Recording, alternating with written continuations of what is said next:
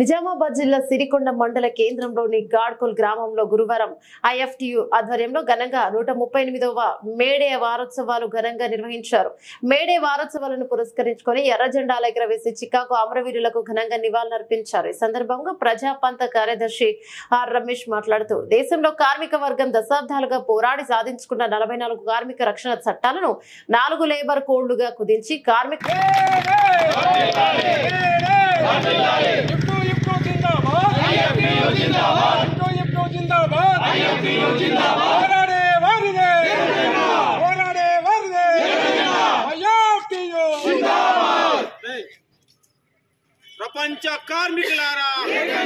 ప్రపంచ కార్మికులారా పోరాడితే పోయేదేమీ లేదు,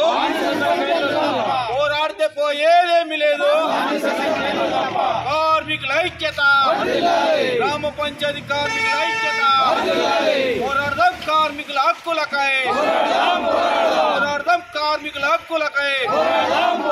పోరాడదాం రైతుల హక్కులకై, ఈ సందర్భంగా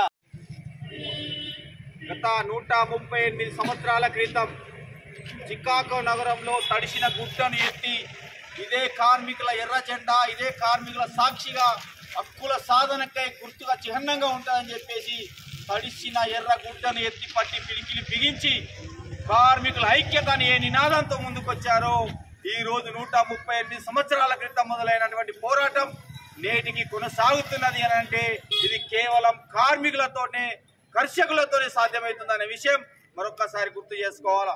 ఆనాడు ఎట్టి చాకిరికి వ్యతిరేకంగా, బానిసత్వానికి వ్యతిరేకంగా 18 గంటలు నిరంతరం పనిచేసుకుంటున్న దానికి వ్యతిరేకంగా పోరాటం చేసి 8 గంటల పని దినాలు కావాలా, మేము కూడా మనుషులం, మమ్మల్ని కూడా మనుషులుగా గుర్తించాలని చెప్పేసి ఆనాడు ప్రభుత్వానికి వ్యతిరేకంగా, అమెరికా ప్రభుత్వానికి వ్యతిరేకంగా పోరాటంలో భాగంగా 8 గంటల పని దినాలు సాధించుకోవడం అనేది జరిగింది.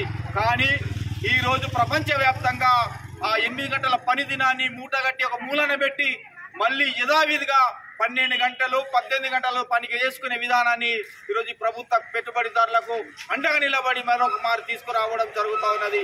దీనికి వ్యతిరేకంగా కూడా మరొకసారి మనం పోరాటం చేయాల్సిన అవసరం ఎంతైనా ఉన్నదని చెప్పేసి కూడా ఈ సందర్భంగా గుర్తు చేసుకోవాల్సిన అవసరం ఎంతైనా ఉన్నది. నేడు భారతదేశంలో రైతులకు నల్ల చట్టాలు తీసుకొచ్చి రైతులకు గిట్టుబాటు ధర లేకుండా చేస్తున్నారు. 44 చట్టాలు పోరాడి సాధించుకున్న కార్మికుల చట్టాలను ఈరోజు నరేంద్ర మోడీ ప్రభుత్వం, బీజేపీ ప్రభుత్వం వాటిని రద్దు చేస్తూ వాటి జాగాల కేవలం 4 కోట్లుగా విభజన చేసి తీసుకొచ్చి కార్మికులకు హక్కులు లేకుండా చేసి, పని దినాలు లేకుండా చేసి ఈరోజు కార్మికుల పొట్టగొట్టే కార్యక్రమాన్ని ముందరేసుకున్నది. తస్మాత్ జాగ్రత్త నరేంద్ర మోడీ, బీజేపీ. రేపు రాబోయే కాలంలో ఖచ్చితంగా నీకు కర్రు కాల్చి వాత పెట్టే రోజు ఆసన్నమవుతున్నాయని చెప్పేసి కూడా కార్మికులందరూ ఏకమై నడుం పట్టుకొని ఈరోజు నిలబడి వాళ్ళు గర్జిస్తూ ఉన్నారు.